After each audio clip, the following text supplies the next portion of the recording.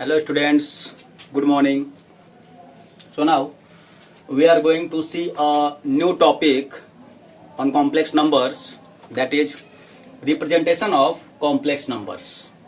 Complex numbers को represent प्रदर्शित कैसे करते हैं, ठीक है। तो देखिए यहाँ पर कुछ फॉर्म लिखे हुए हैं. There are 4 ways: geometrical form, vectorial form, trigonometrical, या फिर इसी का एक और नाम है polar form, and the fourth one Euler form. ये आपके सिलेबस में नहीं लिखा हुआ है, बट हम इसको बताएंगे आपको. अगर आप पोलर फॉर्म जान जाएंगे तो फिर किसी कॉम्प्लेक्स नंबर को आइलर फॉर्म में लिखना भी आप जान जाएंगे. और फायदा क्या है आपको आइलर फॉर्म जानने का? आइलर फॉर्म अगर आप जान जाएंगे तो आइलर फॉर्म से चीजों को कोई भी लगभग क्वेश्चन, बहुत सारे क्वेश्चन हम लोग देखेंगे, करेंगे और करके दिखाएंगे आपको कि देखिए ये चीज हम आइलर फॉर्म से कर रहे हैं तो कितना सिंपल हो गया. ये हम आइलर फॉर्म से किए तो कितना सिंपल हो गया. या फिर बहुत सारे जो प्रूफ्स जो आप लोगों को बताया गया कि आपने आपको बोला था कि जो मॉडुलस पर, कॉन्जुगेट पर, अभी यहाँ पर भी देखेंगे आर्गुमेंट की भी कुछ प्रॉपर्टीज देखेंगे. तो उन प्रॉपर्टीज को चाहे अगर आप प्रूफ करना आइलर फॉर्म से बहुत ही आसानी से कर सकते हैं. बट अगर आपके एकेडमिक में आएगा आप प्रूफ करने को तो आप आइलर फॉर्म का सहारा ना लीजिएगा, क्योंकि ये आपके एकेडमिक का सिलेबस नहीं है. आपके एकेडमिक में बस इतना ही सिलेबस है आपका यहाँ तक, ठीक है. सो स्टार्ट करते हैं. First of all geometrical form. Okay, तो देखिए मान लीजिए आपका कोई कॉम्प्लेक्स नंबर है z is equal to X plus I Y. मान लेते हैं कोई कॉम्प्लेक्स नंबर है, तो इसको हम लोग ज्योमेट्रिकली कैसे रिप्रेजेंट करते हैं. तो देखिए हमारा ये प्लेन ऑफ पेपर है, सॉरी ये तो प्लेन ऑफ व्हाइट बोर्ड है, ठीक है. इस पे मैंने 2 लाइंस खींचा परपेंडिकुलर. कौन?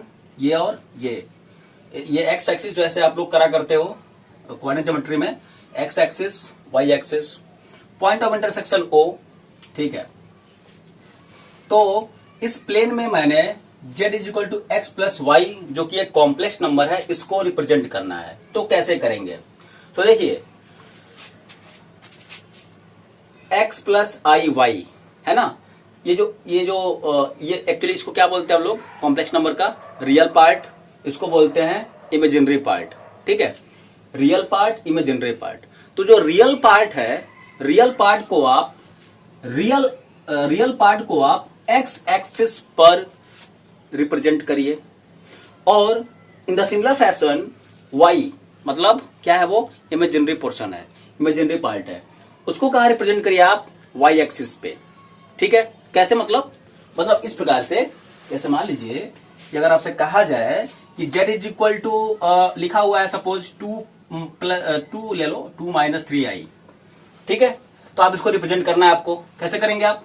तो मैंने बोला ना, एक्स एक्सिस वाई एक्सिस ले लिया आपने. एक्स पे आप 2 यूनिट चलिए, एक्स पे 2 चलना है. वाई पर कितना चलना है आपको? -3. 1 2 3 हो गया. नीचे आ गए हम लोग. तो 2 पर ये so this is the point. ये हो गया आपका पॉइंट 2, -3, और यही है क्या? आपका कॉम्प्लेक्स नंबर, ठीक है.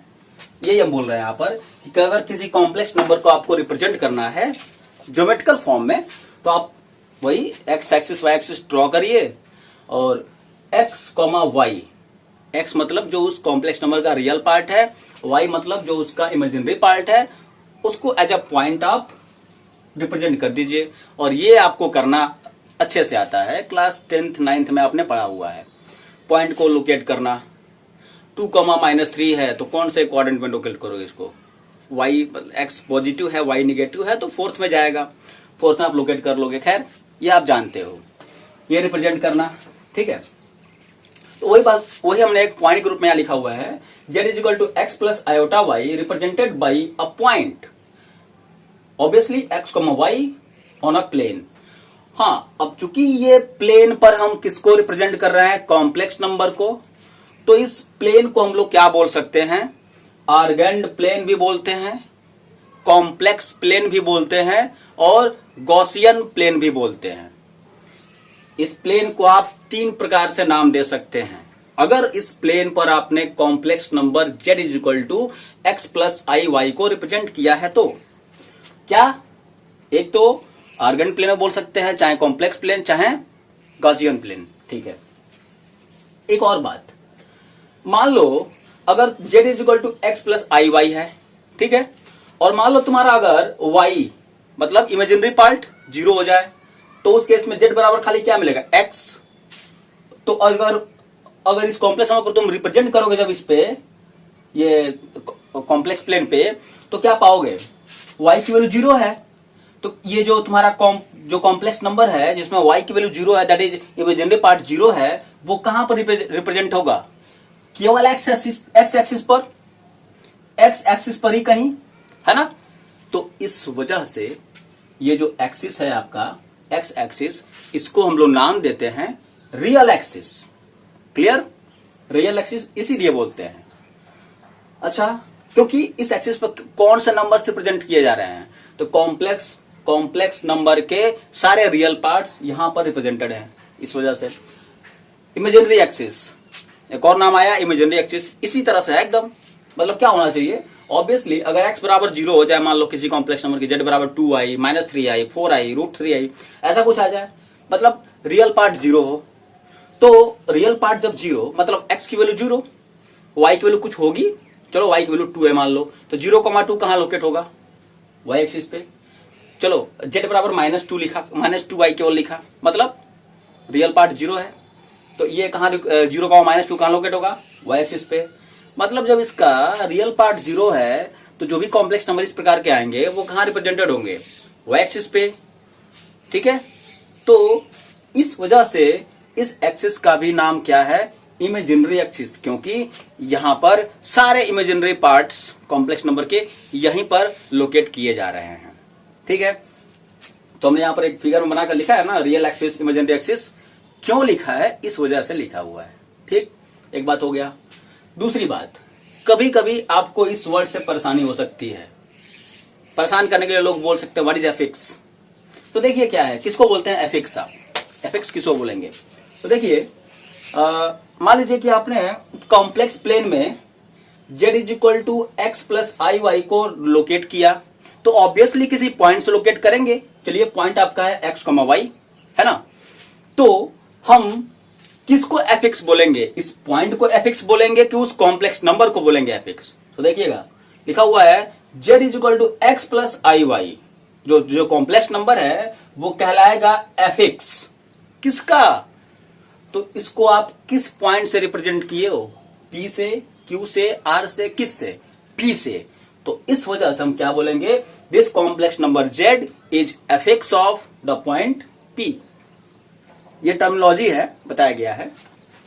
ठीक है, एक और बात देखिए, हमने आपसे मॉडुलस जब पढ़ाया था आपको, जब डेफिनेशन दिया था, तो उसमें मैंने आपसे एक बात बोला था, भाई देखो जो ये मॉडुलस है वो हमेशा पॉजिटिव होगा। क्यों होगा पॉजिटिव, क्यों अंडर रूट ऑफ ये ऐसा होगा, अब इसको देखने का समय आ गया है। तो एक काम करते हैं, ये हमारा कॉम्प्लेक्स नंबर ऐसे रिप्रेजेंटेड था, मैंने क्या किया, O से P को ज्वाइन कर दिया है। ठीक है, खाली अभी हमारा पॉइंट इस तरह से लोकेटेड था यहाँ पर, अब चूंकि तुम्हारे सामने हमने इसको बनाना चाहिए था तो ठीक है तुम्हें दिखता, बट खैर पॉइंट हमारा P बस हमने लोकेट करा हुआ था, हमने क्या किया है, O से P को ज्वाइन कर दिया है। ठीक है, डन। P से मैंने परपेंडिकुलर ड्रॉप किया है एक्स एक्सिस पर PM, तो आप यहां पर कहोगे PM लेंथ कितना होगा, ये y होगा, OM लेंथ कितना होगा, x होगा। तो इस फिगर OPM से आप कह सकते हो, OPM से from this figure you can say OP square to be OM square plus PM square. ठीक है, तो OP बराबर कितना हो जाएगा, under root OM square plus PM square, OM हो गया x, PM हो गया y, under root X square plus Y square. इसी को ना हम लोग बोले थे मॉडुलस, इसी को तो बोलते हैं मॉडुलस। तो बस अब यहां समझिए, अगर आपने ज्योमेट्रिकल फॉर्म में किसी कॉम्प्लेक्स नंबर को रिप्रेजेंट किया हुआ है, तो उस कॉम्प्लेक्स नंबर को आप ओरिजिन से ज्वाइन कर दीजिए, ओरिजिन से उसको उस पॉइंट को ज्वाइन कर दीजिए, तो वो ये जो लेंथ आएगा, length of this segment, OP कहो, ओक्यू कहो, जो भी कहो, दिस सेगमेंट का जो लेंथ आएगा वो क्या कहलाएगा, this length is termed as modulus of this complex number 2 - 3i, है ना। ओके, ये तो हो गया मॉडुलस की बात हो गई। अब यहीं से बात आएगी आपके एम्पलीट्यूड या फिर आर्गुमेंट की, और ये बहुत ही इंपॉर्टेंट पॉइंट है, देखिएगा। ये जो यहां पर ये जो ओपी लाइन है, देख रहे हो कुछ झुकी हुई है ना, एक्स एक्सिस से कुछ झुकी हुई है, हाँ वाई एक्सिस से भी झुकी हुई है, बट हम वाई एक्सिस से इसके झुकाव का कोई हम नहीं बताएंगे, कोई कि वाई एक्सिस से झुकाव है तो उस पर कोई बात नहीं होती है। बात जो हुई है किस पे हुई है, एक्स एक्सिस से कुछ झुकाव है इसका, मान लीजिए कितना झुकाव है, थीटा, ठीक है। तो क्या बोला गया, the angle theta which OP max with positive x-axis in anti-clockwise sense is called the argument or amplitude of Z। किसको बोलते हैं एम्पलीट्यूड ऑफ, कॉम्प्लेक्स नंबर है कोई लोकेटेड, तो वो कॉम्प्लेक्स नंबर एक्स एक्सिस, कौन सा एक्सिस, एक्स एक्सिस तो है लेकिन उसके भी दो पार्ट्स हैं, पॉजिटिव और निगेटिव। तो ठीक है, वो जो आपका कॉम्प्लेक्स नंबर आपने लोकेट कर दिया है, उसको आपने ओरिजिन से ज्वाइन करे तो एक लाइन ओपी बन जाएगी कुछ। ये OP line positive x axis से जो एंगल बनाए, तो एंगल भी दो तरीके से बन सकता है, आपको बताया गया है सेंस ऑफ एंगल, ट्रिगोनोमेट्री में सेंस ऑफ एंगल बताया गया है। सेंस ऑफ एंगल दो तरह का होता है, अगर आप क्लॉकवाइज में चलेंगे तो निगेटिव बोलेंगे एंगल को, और अगर आप एंटी क्लॉकवाइज में चलेंगे तो क्या बोलेंगे, एंगल पॉजिटिव बन रहा है आपका। ये दो सेंस बताया गया था। तो अब यहां पर भी सेंस की बात भी करेंगे। तो क्या बोला मैंने, the line OP which makes an angle theta with positive direction of x axis in which sense, in anti clockwise sense. जो एंगल बन रहा है वह एंगल कहलाएगा एम्पलीट्यूड या फिर argument of that complex number. उस कॉम्प्लेक्स नंबर का एम्पलीट्यूड या फिर आर्गुमेंट कहलाएगा वो थीटा जो बना हुआ है। कहां से बना हुआ है, पॉजिटिव एक्स एक्सिस से इन विच सेंस, एंटी क्लॉकवाइज सेंस में, ठीक है। जैसे इस फिगर से, तो इस फिगर से आप कह सकते हो tan थीटा बराबर पीएम बाई ओएम, ठीक है, that is y by x, और y को क्या बोलते हो आप, imaginary part of Z by real part of Z, ठीक है, ओके। मतलब थीटा को क्या बोल सकते हो, tan इनवर्स। ये इनवर्स फंक्शन है, आप लोग नहीं पढ़े हो भी, अगले साल 12 में पढ़ना है, कोई बात नहीं, बस थीटा बराबर क्या हो जाएगा, tan इनवर्स लिखते हैं, क्या, imaginary part of Z by real part of Z, ठीक है। ये चीज क्लियर हुआ। अब यहां देखिए, ये जो एंगल थीटा है, theta has infinitely many values differing, ये डिफरिंग है, यहां से जी हट गया है, डिफरिंग बाई मल्टीपल्स ऑफ 2 पाई। और ये क्या बात लिखा गया है, एक मोटा मोटा क्या लिखा गया है, जैसे मान लीजिए कि यहीं पर देख लेते हैं, मान लीजिए आपने यहां इसी का हम लोग आर्गुमेंट निकालना चाहते हैं, तो tan थीटा बराबर क्या लिखोगे, √3/1। इधर मत देखो, ये हम क्या किए, ये दूसरा काम किया है, इधर मत देखिए, बस हम जितना बोल रहे हैं बस उसको सुनिए बस। tan थीटा बराबर √3/1 हो जाएगा, ठीक है। तो tan थीटा बराबर √3 tan के किस किस एंगल की वैल्यू होती है, तो कहोगे वैसे तो बहुत सारे एंगल्स की वैल्यू होती है, तो पहले एक काम करो, 0 से 90 डिग्री वाला जो एंगल है पहले उसको बताओ। तो कहोगे किसकी वैल्यू होती है, तो 60 डिग्री की। 60 डिग्री की वैल्यू हो गई कितनी, tan 60 की वैल्यू कितनी हो गई, √3 हो गई। अगर इसमें आप 360 डिग्री जोड़ दीजिए, 360 + 60 की वैल्यू भी कितनी आएगी, 400, मतलब 420 डिग्री की वैल्यू भी कितनी आएगी, निकाल कर देखिएगा, √3 आएगा। ये ट्रिगोनोमेट्री का पार्ट है, आप पढ़े हो ना, tan 2π + थीटा बराबर क्या होता है, tan थीटा ही होता है। तो tan 360 + 60 इक्वल टू क्या होगा, tan 60 ही होगा, मतलब tan 60 के बराबर ही आएगा, मतलब tan 360 + 60, तो 360 और 60 को जोड़िए, कितना आया, 420, मतलब tan 420 की वैल्यू भी कितनी आ रही है, tan 60 के बराबर ही आ रही है। अच्छा, उसमें एक काम करिए और जोड़ दीजिए, मतलब 420 आ गया ना, 420 में 360 जोड़ दीजिए, तो उसकी वैल्यू भी tan 60 के बराबर आएगी। कहोगे कैसे, तो आपने पढ़ा हुआ है ना, tan n × 2π + theta equal to क्या होता है, tan थीटा ही होता है।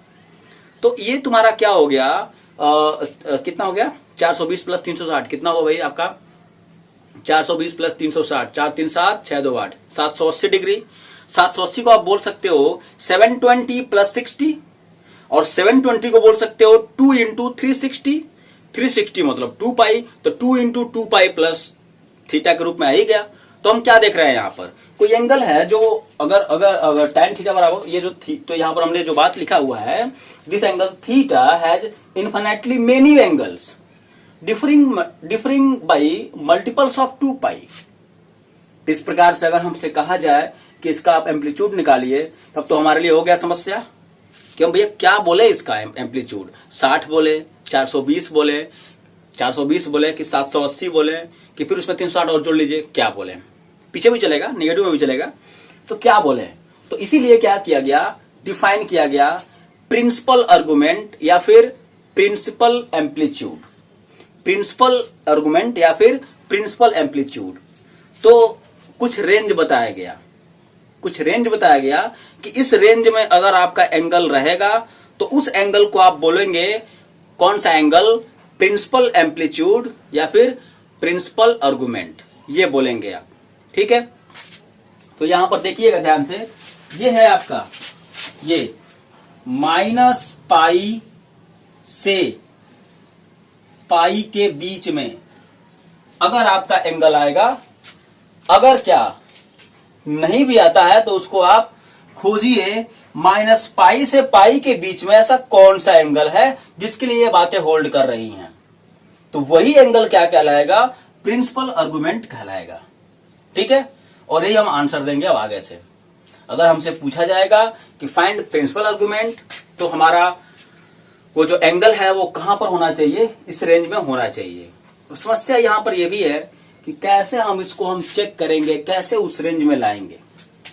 ठीक है, कैसे उस रेंज में लाएंगे, तो थोड़ा एक बात करो, मान लो अगर हम यहां लिखते हैं z बराबर x प्लस आई वाई लिखते हैं, ठीक है, तो x और y की वैल्यू के वजह से ही ना tan थीटा की वैल्यू आएगी, x और y की वैल्यू की वजह से ही ना।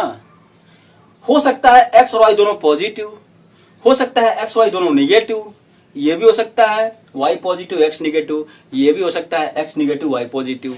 तो सारी बातें जब x y से है तो एक काम कर लेते हैं, हम यहाँ एक नया फॉर्म लिखे हुए हैं कि इसी वजह से ये चीज हम लिख रहे हैं कि argument of complex number for different science of real and imaginary parts. अरे इस x को क्या बोलते हो, रियल पार्ट बोलते हो, y को क्या बोलते हो, इमेजिनरी पार्ट बोलते हो। तो इनके साइन के अनुसार क्या होगा एम्पलीट्यूड या फिर आर्गुमेंट।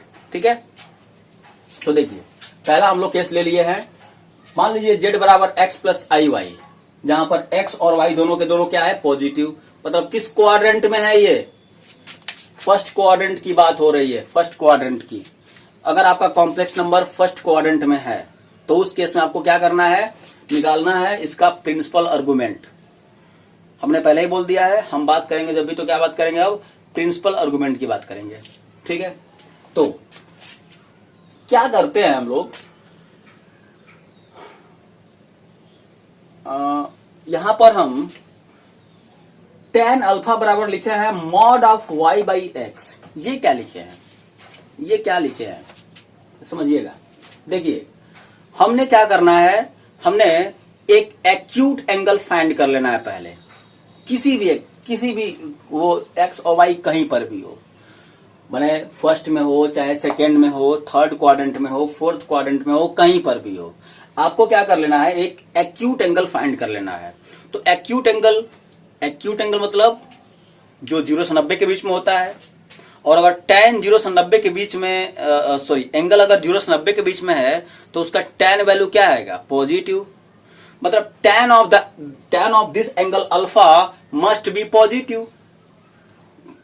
पॉजिटिव। तो ये बताइए y और x पर तो आपका कोई रोक टोक है नहीं कि y x दोनों को आप पॉजिटिव कर देंगे, हमेशा लेंगे पॉजिटिव। अरे भाई मान लीजिए अगर आपका y निगेटिव हो गया, x पॉजिटिव हो गया, तो क्या आएगा उस केस में, y बाई एक्स क्या आ जाएगा, y बाई एक्स यहां से क्या आ जाएगा, निगेटिव आ जाएगा ना। तो फिर वही हम बोल रहे हैं। तो अगर आपको करना है एक्यूट एंगल फाइंड आउट करना है तो आप मॉड ले लीजिए, y बाई एक्स का मॉड ले लीजिए। अब ठीक है, y बाई एक्स अगर पॉजिटिव है तो ठीक है, उसका मॉड पॉजिटिव रह गया, और अगर निगेटिव आता है तो उसका मॉड निगेटिव का मॉड भी पॉजिटिव हो जाएगा। ठीक है, इस वजह से मैंने क्या किया, पॉजिटिव लिया। एक्यूट एंगल फाइंड करने के लिए। ठीक है, आप अल्फा निकाल लीजिए ये काम कर कर। ठीक है, और अगर आपने अल्फा निकाल लिया, hence principal argument of this complex number, वो क्या लिखेंगे आप? अल्फा लिखेंगे। क्यों? इसीलिए मैंने ये फिगर बनाया है, अभी समझा रहे हैं। दूसरी बात, अगर आपका कॉम्प्लेक्स नंबर सेकेंड क्वाड्रेंट में जाता है, मतलब x निगेटिव है और y पॉजिटिव है, ये ना होता है आपका सेकेंड क्वाड्रेंट वाला, तो अगर इसमें जाता है तो उस केस में भी आप ऐसे ही निकाल के बैठे होगे, tan अल्फा बराबर मॉड y बाई एक्स करके। उससे हमें कोई मतलब है y x क्या था, निगेटिव पॉजिटिव क्या था, उससे कोई मतलब, हमें बस क्या करना है, पहले एक अल्फा जो कि एक्यूट एंगल है फाइंड आउट करना है। ये हमने फाइंड आउट करना है, कर लिया आपने। और अब उसके बाद क्या देखिए आप कि जो आपका कॉम्प्लेक्स नंबर है किस क्वाड्रेंट में है, किस क्वाड्रेंट में है, पहले में है, दूसरे में है, तीसरे में है, चौथे में है, इसके अलावा कोई और क्वाड्रेंट तो होता नहीं है। तो अगर दूसरे में है तो आप सीधा आंसर क्या देंगे? प्रिंसिपल आर्गुमेंट थीटा बराबर पाई माइनस वो जो आप अल्फा निकाल के बैठे हो वो पाई माइनस अल्फा। क्यों? अभी यहां से बात होगा। ठीक है, तीसरा, अगर मान लीजिए आपका कॉम्प्लेक्स नंबर कहां पर है? थर्ड क्वाड्रेंट में है। अगर आपका कॉम्प्लेक्स नंबर थर्ड क्वाड्रेंट में है तो फिर क्या करेंगे आप? तो फिर आप पहला काम तो आपका वही है, tan अल्फा जो कि एक एक्यूट एंगल अल्फा आपको निकालना है, एक्यूट एंगल अल्फा निकालना है मॉड y बाई एक्स करके। ठीक है, वो आपने निकाल चुका है, मैं मान रहा हूं कि आप निकाल चुके हैं। तो अगर आपका कॉम्प्लेक्स नंबर थर्ड में जाता है, थर्ड क्वाड्रेंट में, माने x निगेटिव y भी निगेटिव, तो सीधा आप लिखिए principal argument theta is equal to minus और in bracket pi minus alpha. ठीक है, अगर आपका जाता है फोर्थ क्वाड्रेंट में तो आंसर क्या लिखेंगे आप? प्रिंसिपल आर्गुमेंट माइनस अल्फा, जो आप अल्फा निकाल के बैठे हो उसके सामने क्या लगा लेना? Minus sign. ठीक है, बस इतना बात आपको ध्यान रखना है, फिर आपको प्रिंसिपल आर्गुमेंट निकालने में आपको कोई समस्या नहीं आने वाली है। बट थोड़ा सा समझ लीजिए कि आखिर में क्यों यहां पर अल्फा ही रह गया, यहां पर पाई माइनस अल्फा, यहां पर ये इस तरह से देखिएगा। सारा बात कहां से है? सारा बातचीत है आपका जो अभी डिफाइन किया गया है, ये माइनस पाई से लेकर कहां से होना चाहिए? माइनस पाई से पाई के बीच में होना चाहिए, यही ना है आपका रेंज, इसी रेंज में आपका बिलोंग करना चाहिए। तो देखिएगा, फर्स्ट क्वाड्रेंट में है तो ऑब्वियसली यहीं पर होगा पॉइंट आपका पी। ठीक है, ड्रॉप किया परपेंडिकुलर, तुरंत यही थीटा आ गया, वही थीटा आ गया तो वही अल्फा हो जाएगा, उसमें तो कुछ सोचना ही नहीं है। ठीक है, ये तो सोचना ही नहीं, दिख रहा है, साफ साफ दिख रहा है, साफ साफ दिख रहा है, क्योंकि आर्गुमेंट का डेफिनेशन जो आपको बताया गया था वो भी तो मिलाइए। आर्गुमेंट का डेफिनेशन आपको क्या बताया गया था? ये नहीं बताया गया था कि आर्गुमेंट का डेफिनेशन आपको बताया गया है कि वो जो लाइन ओपी है वो पॉजिटिव एक्स एक्सिस से एंटी क्लॉकवाइज सेंस में जो एंगल बनाएगी वो एंगल कहलाएगी आर्गुमेंट, वो कहलाएगी आर्गुमेंट। तो देखिएगा, ये जो ओपी है वो पॉजिटिव एक्स एक्सिस से बना नहीं रहा है, एंगल बना रहा है ना, ये हो गया, इसीलिए वो सीधा आ गया थीटा बराबर अल्फा ही आ गया। तो पहला वाला केस तो सिंपल है। बात करते हैं सेकंड केस की। मान लीजिए आपका कॉम्प्लेक्स नंबर सेकंड क्वाड्रेंट में इस तरह से लोकेटेड है, तो जाहिर सी बात है ये लाइन ऐसे होगी। तो आर्गुमेंट क्या होगा यहाँ पर? आर्गुमेंट कहेंगे आप यहाँ पर पॉजिटिव एक्स एक्सिस से एंटी क्लॉकवाइज सेंस में, पॉजिटिव एक्स एक्सिस से एंटी क्लॉकवाइज सेंस में। ठीक है, तो पॉजिटिव एक्स एक्सिस तो यही है ना, यहां से एंटी क्लॉकवाइज घड़ी के विपरीत दिशा में, तो इधर चलेंगे ना, तो ये एंगल आपका जो है वो थीटा है आपका, और यही थीटा है आपका आर्गुमेंट, ये नहीं है आर्गुमेंट आपका थीटा है। अब थीटा बराबर लिखे हम पाई माइनस अल्फा, कैसे लिखे हैं? तो देखिए, आप tan अल्फा तो निकाल के बैठे होगे, मॉड y बाई एक्स करके निकाल के बैठे होगे। ठीक है, यही आपका अल्फा है। तो फिर ये एंगल कितना होगा? जब ये पूरा 180 होगा तो ये कितना होगा? 180 माइनस अल्फा नहीं होगा? अच्छा, 180 माइनस अल्फा माइनस 180 से 180 वाले बीच में आएगा कि नहीं? 180 माइनस अल्फा कहोगे सर अगर अल्फा मान लीजिए निगेटिव हो गया तब? अरे कैसे हो सकता है अल्फा निगेटिव? जब आप पहले ही ले रहे हो अल्फा एक एक्यूट एंगल है और आप ये करके आप अल्फा निकाल रहे हो, तो अल्फा निगेटिव कैसे हो सकता है? तो जाहिर सी बात है अल्फा पॉजिटिव ही है, तो 180 माइनस अल्फा क्या आएगा? ऑब्वियसली इसी रेंज में आएगा। तो हो गया हमारा प्रिंसिपल आर्गुमेंट ये। क्लियर? तो पाई माइनस अल्फा इस वजह से आया। अब देखिए थर्ड क्वाड्रेंट में आता है तो आपका पॉइंट मान लीजिए लोकेटेड हो गया थर्ड क्वाड्रेंट में। तो अब कहेंगे आप आपका क्या होगा आर्गुमेंट, क्या होगा आर्गुमेंट?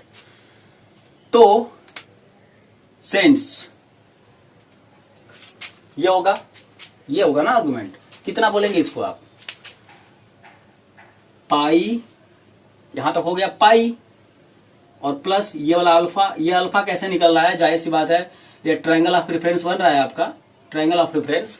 और यहां से आप देख रहे हैं कि भाई tan अल्फा बराबर ये एक्यूट एंगल है, तो अल्फा एक्यूट कब मिलेगा? जब इस प्रकार का ही बनाएंगे, तब इस प्रकार का ट्रायंगल बनाएंगे तभी तो। ठीक है, तो ये अल्फा आपका बन गया। तो खैर अभी आप क्या देख रहे हैं? Principal argument. क्योंकि आप क्या बोलना है आपको? पॉजिटिव एक्स एक्सिस से एंटी क्लॉकवाइज सेंस में। ये हो गया, है ना? ये आपका हो गया पाई प्लस अल्फा आ रहा है, ध्यान दीजिएगा, पाई प्लस अल्फा। लेकिन मैंने पाई प्लस अल्फा ना लिखकर यहां पर लिखा है कुछ माइनस में पाई माइनस अल्फा लिखा है। ये लिखा है मैंने, क्यों, कैसे? देखिए आपका बताया गया है जो रेंज है प्रिंसिपल आर्गुमेंट के लिए कि थीटा को कहां से कहां को होना चाहिए, तो वो रेंज आपको बताया गया है -180 से +180 के बीच में होना चाहिए, ये बताया गया है। तो फिर आप क्या कहेंगे यहां पर कि ये जो एंगल है पाई प्लस अल्फा, ये तो पाई से एक्सिट कर गया। ध्यान दीजिएगा अल्फा पॉजिटिव है तो पाई प्लस पॉजिटिव माने 180 से ज्यादा ही जाएगा। ठीक है, क्योंकि आप सोच सकते हैं कि सर यहाँ पर अल्फा तो आपको पता नहीं है, तो कहीं अगर मान लीजिए अल्फा निगेटिव हो गया तब तो पाई प्लस अल्फा क्या हो जाएगा? निगेटिव आ जाएगा। माने सॉरी निगेटिव नहीं, माने पाई से कम आ जाएगा। तो ऐसा हो ही नहीं सकता ना, क्योंकि अल्फा हम लोग ऑलरेडी क्या ले रहे हैं? एक्यूट एंगल, और उसके लिए निगेटिव हो ही नहीं सकती इस वजह से। तो ये तो एक्सिट कर जा रहा है, तो फिर ये तो इस रेंज में आ ही नहीं रहा है। तो फिर क्या करेंगे यहां पर? तो ये बताइए,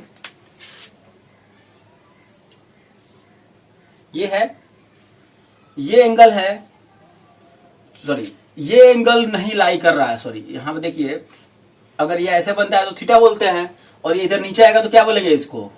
माइनस थीटा। नीचे मतलब कि क्लॉकवाइज में आ रहा है तो क्या बोलेंगे इसको? Minus theta. ठीक है ना, माइनस थीटा बोलेंगे। चलिए, तो फिर अब हमें इस एंगल को दर्शाना है इस रेंज में, दर्शाना है इस रेंज में, तो क्या करेंगे? तो सोचने वाली बात है। यहां पर हम ये कहेंगे कि ये तो नहीं आ रहा है हमारे इस रेंज में, लेकिन अगर हम ये एंगल देखें, ये एंगल, तो कहोगे ये एंगल है कितना वैसे? तो पूरा यहां से लेकर यहां तक कितना है? 180 है, ये पूरा 180 है। ठीक, 180 है, में से अल्फा माइनस करेंगे तो कितना हो जाएगा? 180 माइनस अल्फा हो जाएगा, 180 माइनस अल्फा हो जाएगा। लेकिन ये किधर टहल रहा है? नीचे की तरफ, माने क्लॉकवाइज सेंस में टहल रहा है। क्लॉकवाइज सेंस में ये है, तो जब क्लॉकवाइज सेंस में है तो इसका आगे साइन क्या लगाएंगे आप? माइनस। ठीक है, तो इस वजह से यहां पर हम लोग लेंगे आर्गुमेंट, क्या लेंगे? माइनस में पाई माइनस अल्फा लेंगे, माइनस टाइम्स पाई माइनस अल्फा। तो फिर आपके दिमाग में एक क्वेश्चन होना चाहिए कि सर इसका मतलब तो यही कह रहे हैं आप कि tan of pi plus alpha निकालें आप, tan of pi plus alpha निकालें, अच्छा है tan of minus pi minus alpha निकालें, दोनों बराबर आएगा, है ना? ये कहना चाहिए हमें, बराबर आएगा। तो मैं कह रहा हूं कि यस, दोनों बराबर आएगा, दोनों बराबर आएगा। इन दोनों एंगल्स के लिए tan जब निकालेंगे आप तो सेम आएगा, एकदम बराबर आएगा, कोई पॉजिटिव निगेटिव साइन का कोई डिफरेंस नहीं आएगा। थोड़ा देख लेते हैं एक बार करके। तो चलिए एक काम करिए, tan पाई प्लस अल्फा निकालिए, कितना आएगा? tan 180 plus theta.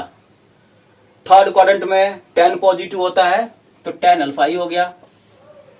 अब इसको निकाल लेते हैं, tan माइनस में पाई माइनस अल्फा। तो पहले तो आप यूज करिए result, you know that tan of minus theta क्या होता है? Minus tan theta. थीटा क्या है यहां पर? पाई माइनस अल्फा है, तो ये हो जाएगा माइनस में। और tan 180 माइनस थीटा किस क्वाड्रेंट में जाता है? सेकंड में। सेकंड में तो खाली साइन और कॉसेक पॉजिटिव होता है, तो फिर ये क्या हो गया? निगेटिव हो गया, बाकी लोग निगेटिव हो गए। तो tan ऑफ दिस वन क्या आएगा? तो माइनस तो पहले से मौजूद है, और एक और आ गया माइनस tan अल्फा। तो फाइनली क्या आया ये tan अल्फा।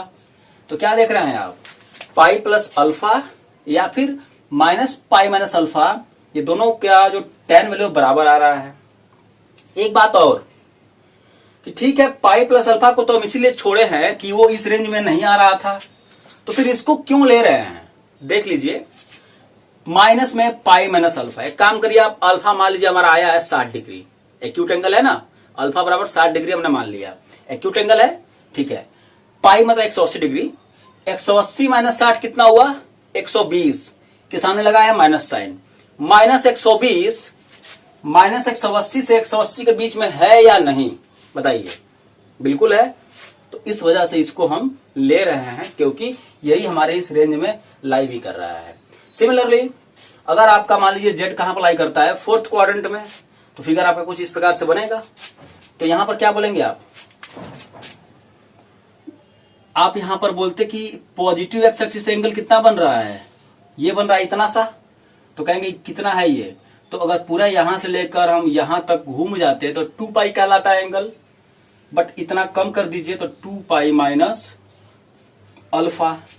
अल्फा क्या है 0 से 90 के बीच का, अब 0 से 90 के बीच मान लो 70 डिग्री है, तो 2 पाई माइनस 70, 2 पाई मतलब कि 360 डिग्री, 360 माइनस 70 कितना हो रहा है 290 डिग्री, 290 डिग्री, 290 डिग्री इस रेंज में लाई कर रहा है, नहीं कर रहा है लाई। इस वजह से क्या करना पड़ेगा आपको, 2 पाई माइनस अल्फा न लिखकर ये लिखना पड़ेगा। तो फिर आप यहां पर भी चेक कर सकते हो कि सर इसका मतलब 2 पाई माइनस अल्फा ही था हमारा एंटी क्लॉकवाइज सेंस में, बट चूंकि ये हमारे इस रेंज में लाई नहीं कर रहा था, इस वजह से हम ये वाला ले रहे हैं, यही ना मतलब। तो इसका मतलब तो यही हुआ कि जैसे पिछले वाले में हमने चेक किया था कि पाई प्लस अल्फा का tan निकालिए और माइनस टाइम्स पाई माइनस अल्फा का tan निकल, दोनों बराबर आना चाहिए। तो यहां पर आप निकाल कर देखिए tan of 2 pi minus alpha निकालिए, 2 पाई माइनस अल्फा कितना होता है माइनस tan थीटा, तो माइनस tan अल्फा आ गया, ठीक है। tan of 2 pi minus alpha की वैल्यू कितनी आ रही है फाइनली माइनस tan अल्फा। अब हमको क्या करना है, tan ऑफ माइनस अल्फा की वैल्यू माने tan ऑफ थीटा जो कि कितना है माइनस अल्फा की वैल्यू देखा जाए कि माइनस tan अल्फा आ रहा है कि नहीं। तो ये तो सिंपल फॉर्मूला है, tan ऑफ माइनस थीटा के रूप का है, तो tan ऑफ माइनस अल्फा क्या हो जाएगा माइनस tan अल्फा, दोनों बराबर आ रहा है हेंस, ठीक है। तो आप याद करिए, क्या याद करना है आपको अगर कोई भी कॉम्प्लेक्स नंबर दिया हुआ है उसका आर्गुमेंट निकालना है तो बहुत सिंपल चीज यहां पर हमने एग्जांपल के रूप में किया हुआ है, देखिएगा। Find argument of this 4 complex numbers, okay. तो देखते हैं, तो find argument of this 4 complex number, okay. तो देखते हैं, देखिए z इज इक्वल टू लिखा हुआ है पहला 1 प्लस आई रूट 3, हमने इसका निकालना है आर्गुमेंट। तो पहला काम क्या करेंगे हम लोग, पहले हम लोग tan अल्फा निकाल लेंगे। कैसे, फॉर्मूला है मॉड ऑफ, लिखे था ना, मॉड y बाई एक्स, कहां था, हाँ यहां पर, mod of y by x, acute angle निकालना है पहले इस वजह से। तो मॉड ऑफ y की वैल्यू रूट 3 बाई 1, रूट 3 आ गया, तो अल्फा कितना आ गया आपका, मतलब tan अल्फा बराबर आ गया रूट 3। अब सोचिए tan के किस एंगल की वैल्यू रूट 3 होती है, तो कहेंगे आप पाई बाई 3 की होती है, ठीक है। तो अल्फा बराबर पाई बाई 3 आ गया, ये आपने अल्फा निकाला जो कि एक्यूट एंगल है। यही आपका आंसर होगा या नहीं होगा, यही आपका आंसर होगा आर्गुमेंट ऑफ जेड का या नहीं, ये डिपेंड करेगा जेड किस क्वाड्रेंट में है ना, जेड किस क्वाड्रेंट में है। तो चेक करते हैं, एक्स पॉजिटिव वाई भी पॉजिटिव, तो जेड कौन से क्वाड्रेंट में है, फर्स्ट क्वाड्रेंट में, एंड हेंस आंसर क्या आएगा, आर्गुमेंट ऑफ जेड थीटा बराबर वो जो अल्फा आया हुआ है वही आंसर हो जाएगा, ठीक है। तो यहां पर आंसर क्या हो गया, पाई बाई 3 हो गया, क्योंकि जेड कौन से क्वाड्रेंट में था, फर्स्ट में था। अब देखिए सेकेंड वाला क्वेश्चन, -2 प्लस 2 आई रूट 3, ठीक है। तो यहां पर पहले आप tan अल्फा निकालिए, तो mod of y by x 2 root 3 by -2, तो आपका ये फाइनली सॉल्व करेंगे कितना आया, रूट 3 आया। तो अगेन सोचिए tan के किस एंगल की वैल्यू रूट 3 होती है, तो कहेंगे आप पाई बाई 3 की होती है, हेंस अल्फा बराबर कितना हो गया, पाई बाई 3। अब यही आंसर होगा या नहीं होगा, डिपेंड करता है कि जेड आपके कौन से क्वाड्रेंट में है। तो देखिएगा जेड कौन से क्वाड्रेंट में है, एक्स निगेटिव है, वाई पॉजिटिव है, सेकंड क्वाड्रेंट। और सेकंड क्वाड्रेंट में आंसर क्या लिखते हैं आप, आर्गुमेंट ऑफ जेड बराबर पाई माइनस वो जो आप अल्फा निकाल के बैठे हुए हो, तो pi minus pi by 3, that is answer आ गया 2 pi by 3, clear. Similarly third question देखिए, -√3 माइनस आई, तो यहां पर भी पहले क्या निकालेंगे आप, tan अल्फा। कैसे, minus y by x, y क्या है आपका -1 बाई -√3, सॉल्व किया 1/√3 आया। तो अल्फा के किस एंगल की वैल्यू होती है 1/√3, तो कहेंगे आप π/6 की होती है। हेंस यही आंसर होगा, नहीं, चेक करना पड़ेगा कि हमारा जेड कौन से क्वाड्रेंट में है। तो चेक करिए, एक्स भी निगेटिव, वाई भी निगेटिव, थर्ड क्वाड्रेंट में है। और थर्ड क्वाड्रेंट में अगर कोई आपका जेड है तो उस केस में क्या लिखते हैं आप, आर्गुमेंट लिखते हैं माइनस और ब्रैकेट के अंदर पाई माइनस अल्फा। तो minus pi minus alpha that is minus π/6, that is कितना आ गया, ये आंसर आ गया। फोर्थ वाला देखिएगा, z बराबर 1 - 2y, तो आप पहले लिखेंगे tan अल्फा निकालिए, y बाई एक्स, y की value -2/1, that is finally solve करें कितना आया 2। अब सोचिएगा tan के किस एंगल की वैल्यू 2 होती है, नहीं पता, नहीं पता। तो अल्फा क्या लिखेंगे आप, तो अल्फा ऐसे लिखेंगे, tan इनवर्स 2 लिखेंगे। ठीक है, मान लो अगर ये 3 आया होता तो 3 का भी तो नहीं पता है ना कि tan के किस एंगल की वैल्यू 3 होती है, ये भी नहीं पता है। तो उस केस में आंसर क्या लिखते हैं आप, alpha is equal to tan inverse 3 लिखते। ठीक है, चलिए, तो अल्फा अपना निकल गया। अब सोचिए ये जो आपका जेड है कौन से क्वाड्रेंट में है, एक्स पॉजिटिव वाई निगेटिव, कौन से क्वाड्रेंट में है, चौथे में है। और फोर्थ में अगर है तो आपका कैसा क्या लिखते हो, आर्गुमेंट, जो आपने अल्फा निकाल के बैठा हुआ है उसके सामने क्या लगा दीजिए, माइनस साइन। तो बस आपका आंसर क्या हो गया, आर्गुमेंट -tan इनवर्स ऑफ 2। ठीक है, बात समझ में आ गया। क्या करना है आपको, पहले आपको क्या कर लेना है, हमेशा tan अल्फा निकाल लेना है, जो कि आपका निकलेगा मॉड ऑफ y/x करके, और उसके बाद अल्फा आपका एक्यूट एंगल निकल गया है। बस उसके बाद आपको आंसर लिखना है, या तो थीटा बराबर अल्फा लिख देना है, डिपेंडिंग दैट कि जेड किस क्वाड्रेंट में है, या फिर पाई माइनस अल्फा लिख देना है, चाहे माइनस टाइम्स पाई माइनस अल्फा लिख देना है, या फिर जस्ट माइनस अल्फा लिख देना है। बस कब क्या लिखना है यहां पर आपको समझा दिया गया। इस पे आप लोग क्वेश्चन करिए। इसके बाद हम लोग क्या देखेंगे, प्रॉपर्टीज ऑफ आर्गुमेंट्स। आर्गुमेंट्स की कुछ प्रॉपर्टीज हैं, उस पर कुछ अच्छे क्वेश्चन बनते हैं, उसको देखेंगे। और उस पर कुछ और क्वेश्चन भी दिए हुए हैं बुक में आपके आर.डी. शर्मा में, वो हम करेंगे। ठीक है, उसके बाद फिर वापस चलेंगे, लास्ट टॉपिक हमारा चलेगा वेक्टोरियल फॉर्म, पोलर फॉर्म और आइलर फॉर्म। ये हमारा एक में रहेगा। Okay, thank you.